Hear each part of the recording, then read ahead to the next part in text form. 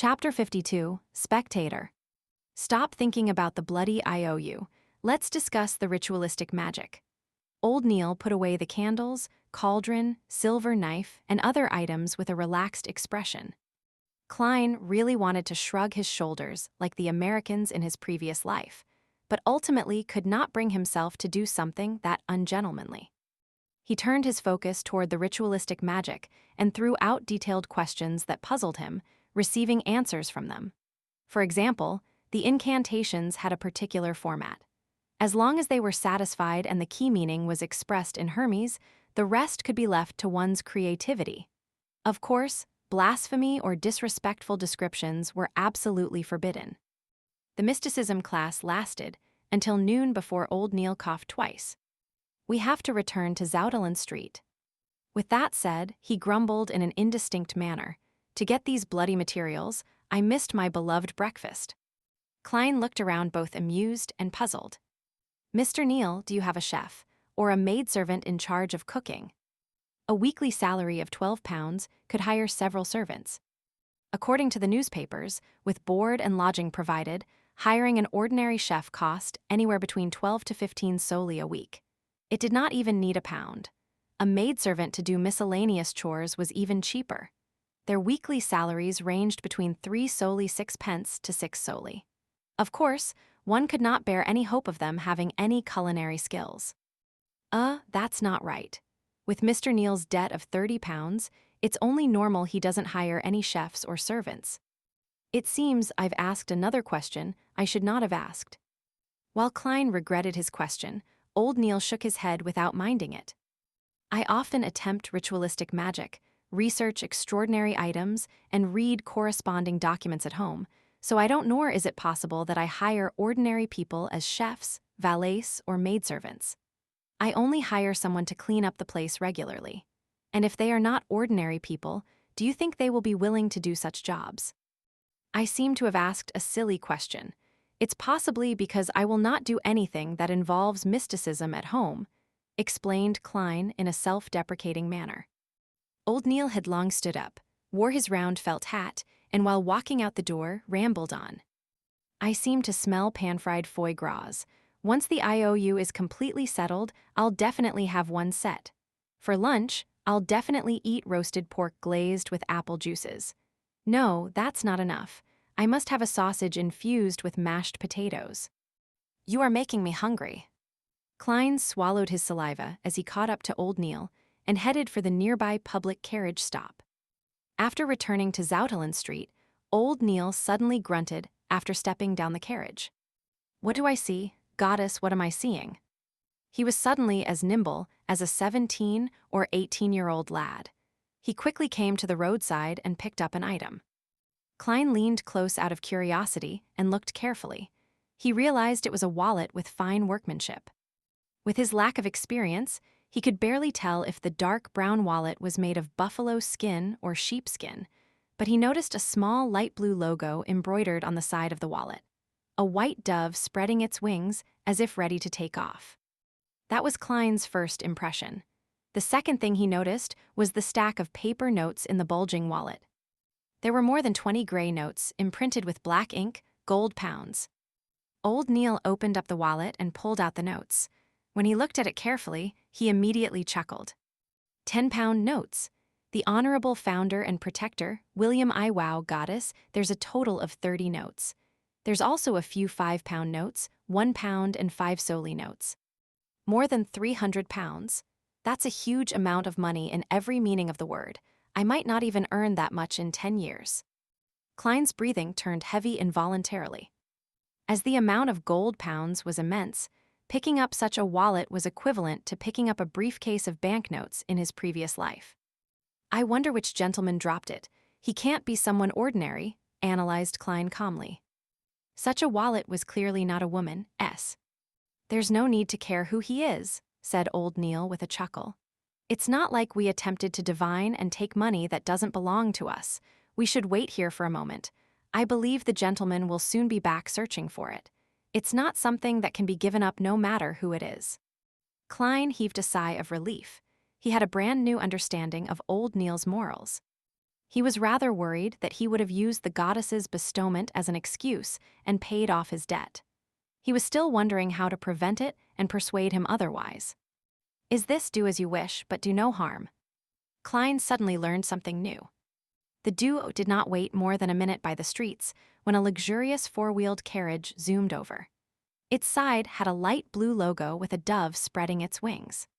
The carriage stopped, and a middle-aged man dressed in a black formal suit with a bow tie of the same color alighted. He looked at the wallet, took off his hat, and said politely, "Sirs, that should be my master's wallet. Your logo is proof of everything, but I need to make additional verifications. This is to be responsible for all parties. Might I ask how much money is there in the wallet?" replied Old Neil politely. The middle-aged man was taken aback as he said in a self-deprecating manner almost immediately, "As a butler, I do not know how much money master had in his wallet. Sorry, please permit me to ask." "As you wish," Old Neil gestured for him to do as he pleased. The middle-aged man walked to the carriage's side and through the window, conversed with the person within. He approached Klein and Old Neil again and smiled. "More than 300 pounds, but less than 350 pounds. My master does not remember the exact number." "Does not remember? That's really some filthy rich guy. If I had that much money on me, I would definitely be counting it again and again." Klein was filled with envy. Old Neil nodded and handed the wallet back. "With the goddess as proof, this belongs to you." The middle-aged man took the wallet over and did an estimate before pulling out 3 10-pound notes. "My master is Sir Deweyville. He wishes to commend your morals. This is what an honest person should receive. Please do not reject it." Sir Deweyville, the one who established the Deweyville Trust. The Sir Deweyville who provided cheap rental apartments to the working class. Klein immediately remembered the name. He was a knight that his brother respected, but did not believe was grounded in reality. "Thank you, Sir Deweyville. He is a kind and generous gentleman." Old Neil did not stand on ceremony as he received the 3 notes. After watching Sir Deweyville's carriage depart, he turned to look at Klein when he saw that there was no one around. He flicked the notes and chuckled. £30, the IOU is settled. I said it will be settled in a reasonable manner. This is the power of magic. Holy fucking power of magic, that actually works. Klein was once again flabbergasted. A few minutes later, he entered the building's stairwell, and while heading to the security company, he asked puzzledly, "Mr. Neil, why didn't you ask for more money?" Do not be greedy. One must take care not to be greedy when doing ritualistic magic. Temperance is a critical trait needed by every mystery prior if they wish to live long, explained Old Neil happily. In a huge ballroom, candles were burning on a few chandeliers, emitting a fragrance that soothed the minds of people. By the sheer number of candles, they produced a light in no way inferior to that of gas lamps. There were long tables with pan-fried foie gras, grilled steak, roasted chicken, fried tonguefish, daisy oysters, mutton stew, cream soup, and other delicacies. In addition, there were bottles of mist champagne, Aumere grape wine, and Southville red wine. They were all glistening with a tempting glow under the light. Servants in red vests carried trays with crystal cups and shuttled between the gentlemen and ladies dressed both elegantly or gorgeously. Audrey Hall was wearing a collared, high-waisted, pale white dress with engageantes.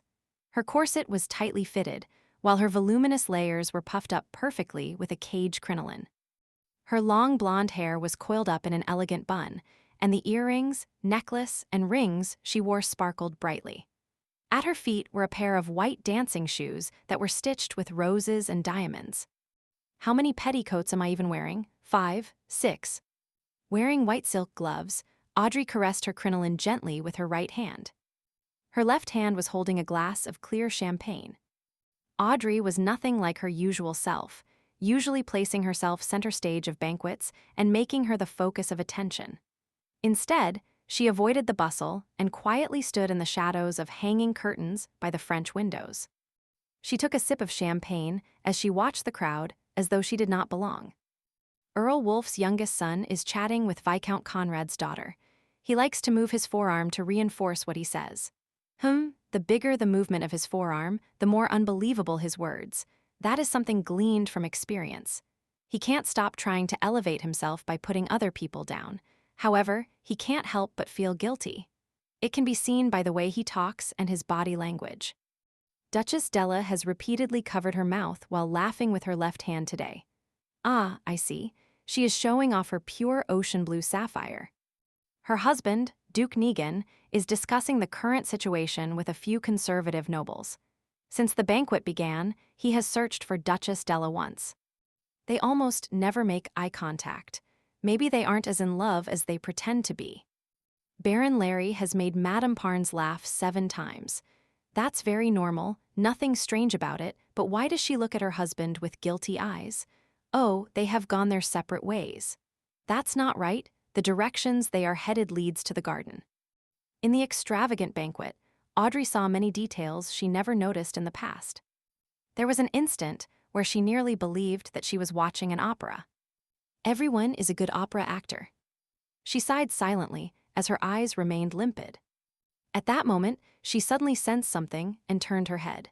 She cast her gaze onto a dark corner in the large balcony outside.